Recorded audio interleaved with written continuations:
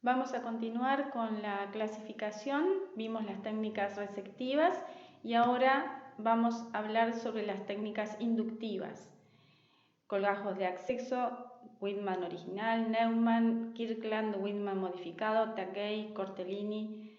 Estos no los vamos a desarrollar en su totalidad, vamos a ver algunas de las técnicas más usadas. Vamos a describir la técnica de colgajo de Widman modificado, descrito por Ranfjord y Nisle en 1974, denominada técnica de cureteado a colgajo abierto. A diferencia del Widman original, que realizaba un desplazamiento apical del tejido y hacía remodelado óseo, este no tiene por objetivo primario la reposición apical del colgajo ni el remodelado. En cuanto a la técnica, vamos a realizar con bisturí y hoja Bad Parker número 11 una incisión paralela al eje mayor del diente que se extiende a 1 milímetro del margen gingival, vestibular o palatino, con el propósito de separar en forma correcta el epitelio de la bolsa y el colgajo. En los casos que haya compromiso estético o tengamos menos de 2 milímetros por vestibular, haremos una incisión intracrevicular. Se utiliza esta técnica la utilizamos más en las caras palatinas, donde los tejidos son más fibrosos y muchas veces no conseguimos reducir por contracción la profundidad de la bolsa. Por lo común no se requieren de incisiones liberadoras verticales y estos colgajos son de espesor mucoperióstico. Una vez realizadas las incisiones, debemos hacer la eliminación del collar que hemos recortado y vamos a hacer, por supuesto, el raspado y alisado de las superficies radiculares y la reposición del colgajo y la sutura correspondiente. ¿Cuáles son las ventajas que tiene este tipo de colgajos? Es que hay una adaptación estrecha a la superficie radicular, tenemos un mínimo traumatismo del tejido, expone poco al tejido óseo y menor exposición de la superficie radicular. El siguiente colgajo que vamos a describir es el de Kirkland, fue descrito en 1931 e indicado para bolsas purulentas.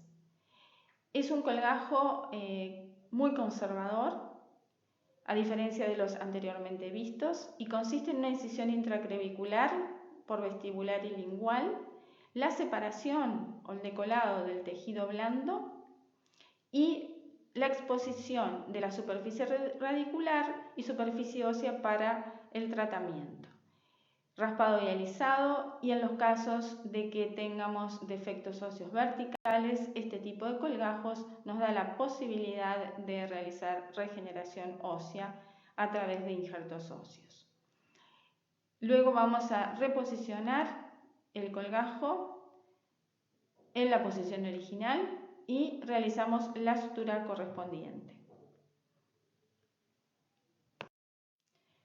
¿Cuáles son las ventajas de este tipo de colgajos? Que son más conservadores de los tejidos, que los podemos realizar en zonas estéticas, que permiten regenerar en defectos intraóseos, como habíamos denominado.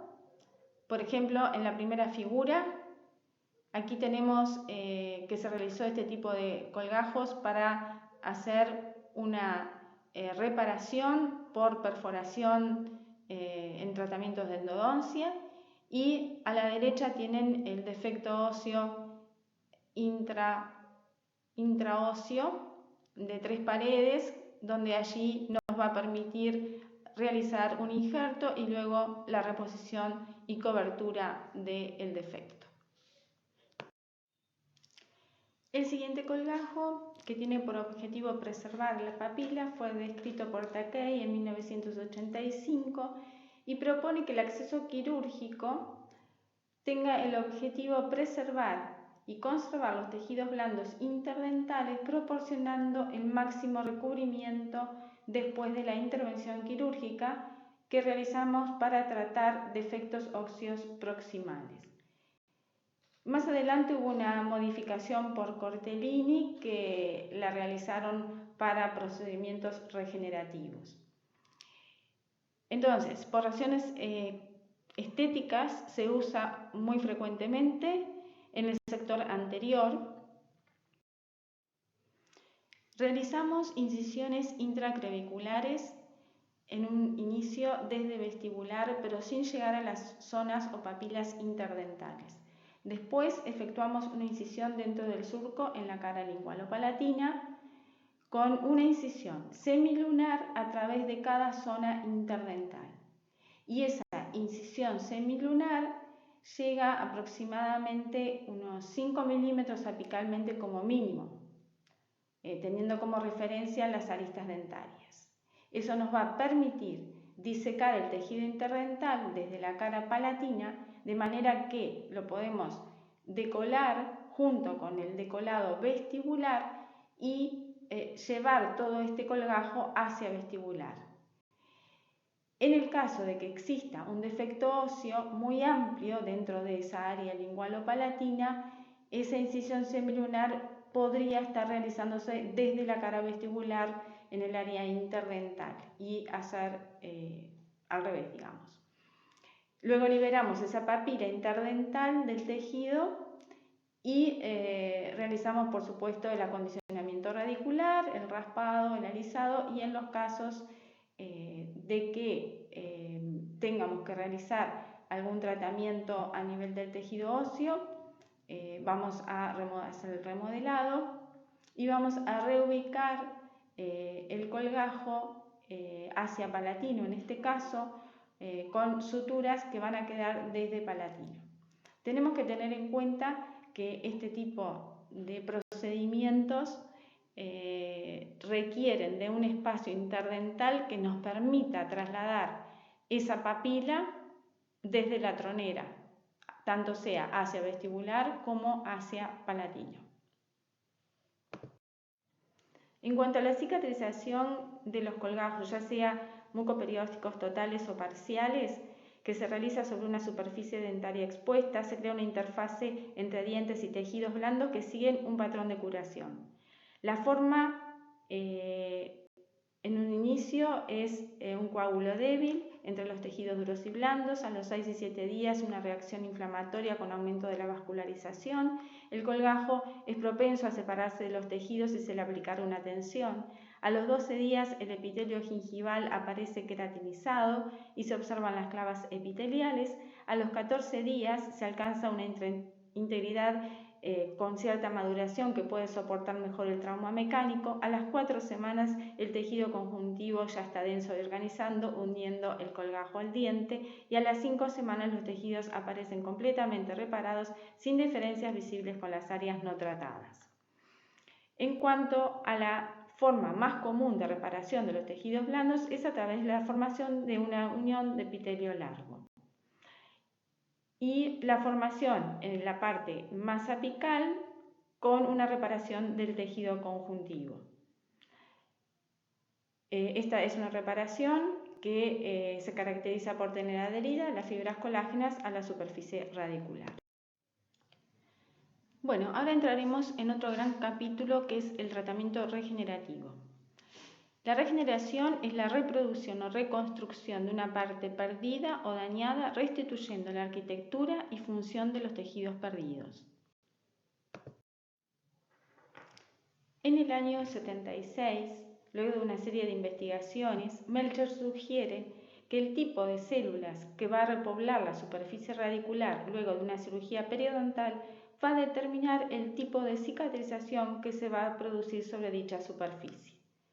Estos elementos fueron claves y posterior a ellos varios estudios en animales llevados a cabo por Carring, Ninman, Linde demostraron diferentes formas de cicatrización según el tejido periodontal que entraba en contacto con la raíz.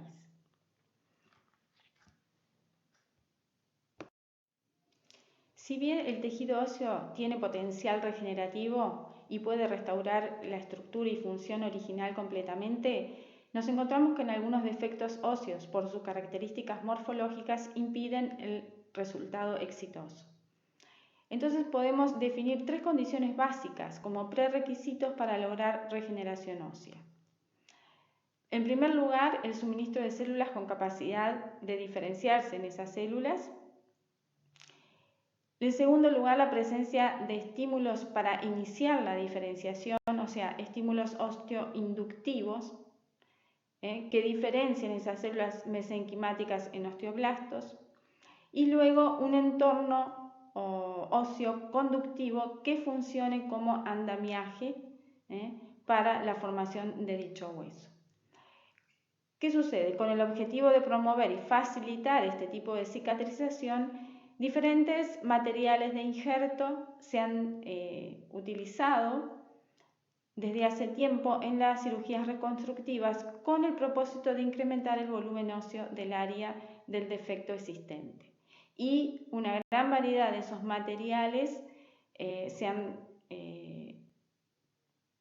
utilizado o que se están utilizando, deben poseer propiedades biológicas, biocompatibilidad, no deben tener o promover reacciones alérgicas ni inmunitarias, deben ser bien tolerados por los tejidos del huésped y crear ese andamiaje para el crecimiento del hueso, del nuevo hueso. La estructura a nivel de lo que es el injerto óseo debe parecerse a la del hueso natural en cuanto a diferentes características tanto macro como microscópicas, y estos rellenos o injertos el objetivo es que vayan siendo en ese sitio reemplazados durante la cicatrización por un hueso neoformado. Bien, aquí podemos ver el procedimiento para realizar un injerto óseo en un defecto vertical. En este caso se está utilizando un injerto de diferente especie, generalmente de origen bovino, que se coloca en el sitio, ¿verdad? Así es que diferentes materiales podemos disponer desde el autoinjerto, que es el tejido autólogo, senoinjertos correspondientes a la misma especie, denominados aloinjertos, o como el que estaríamos utilizando en este caso, de una especie diferente, denominado senoinjerto. También están los sustitutos de hueso sintético, denominados aloplásticos.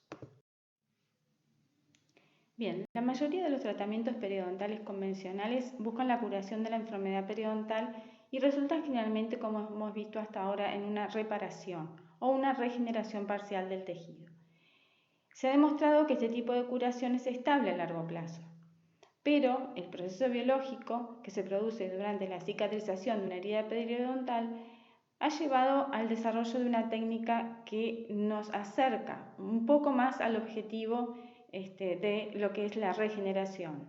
Y es la regeneración tisular guiada, que está basada en el principio de guiar a una proliferación de los diferentes tejidos periodontales durante la cicatrización posterior a la cirugía periodontal. Es así que busca prevenir o frenar la migración epitelial, prevenir el contacto de la raíz con el tejido conectivo, permitir la repoblación por células del ligamento periodontal, que sabemos que son las precursoras de la regeneración de los tejidos, crear espacio debajo de la membrana, protección del coágulo y desde el punto de vista histológico lograr esa regeneración del aparato de inserción. Esa regeneración periodontal desde el punto de vista biológico es la que va a completar y formar o restaurar la arquitectura y la función de los tejidos periodontales perdidos. El objetivo en sí de la regeneración tisular guiada a nivel clínico sería un aumento del tejido óseo, una ganancia del nivel de inserción y una disminución de la profundidad del sondaje. Y, de última instancia, prevenir o reducir la formación de las recesiones gingivales. ¿En qué casos vamos a realizar regeneración tisular guiada? En presencia de defectos óseos de 1, 2 o 3 paredes, con un componente intraóseo que sea mayor a 3 milímetros, en lesiones de furcación de grado 2 en molares inferiores y en tratamiento de recesiones gingivales localizadas. Lo que nos va a permitir los objetivos de la regeneración tisular guiada va a ser el uso de membranas. Tenemos membranas no reabsorbibles o membranas reabsorbibles, cada una con sus ventajas y desventajas, y lo importante es que van a formar una barrera que va a estar en íntimo contacto con la superficie dentaria, que va a cubrir y proteger el defecto óseo, un espacio que se va a generar y va a permitir la formación de un nuevo aparato de inserción periodontal y va a prevenir la migración de las células epiteliales y conjuntivas. Aquí tenemos la regeneración tisular guiada para un caso de lesión de furca grado 2 del maxilar inferior. Se procede a la realización del colgajo mucoperióstico, colocación, utilización de una membrana que en este caso es no reabsorbible y debe tener ciertas características como bordes redondeados, cubrir toda la zona que pretendemos regenerar y luego el cierre de la herida asegurándonos la cobertura total de la membrana.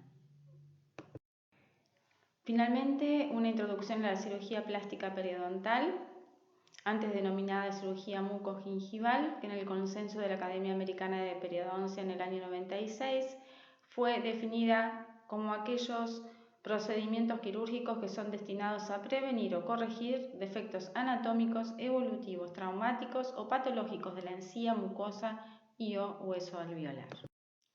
Actualmente los objetivos es el aumento de la encía insertada, cobertura radicular, en el caso de las recesiones gingivales, corrección de defectos mucosos en implantes, alargamientos de corona clínica, eliminación de frenillos aberrantes, prevención del colapso del reborde alveolar asociado a extracciones dentarias y aumentos de rebordes edéntulos. Los casos de frenectomías lingual y vestibular y más comúnmente frenectomías vestibulares, tanto maxilar superior como maxilar inferior, son muy comunes en la clínica diaria y estos son unos casos que fueron realizados en el posgrado de periodoncia. Como conclusiones, decimos que la terapia quirúrgica contribuye con la preservación del periodonto a lograr un estado de salud adecuado, facilitar la eliminación de placa microbiana y el control de la infección. Permite además un acceso adecuado al profesional para el raspado y alisado, realizar un remodelado gingival y óseo y en algunos casos realizar las técnicas regenerativas de los tejidos periodontales. Debe ser realizada posterior a la terapia básica y reevaluados sus resultados y como regla general deben preferirse las técnicas que preservan o inducen la formación de tejidos en lugar de las técnicas resectivas.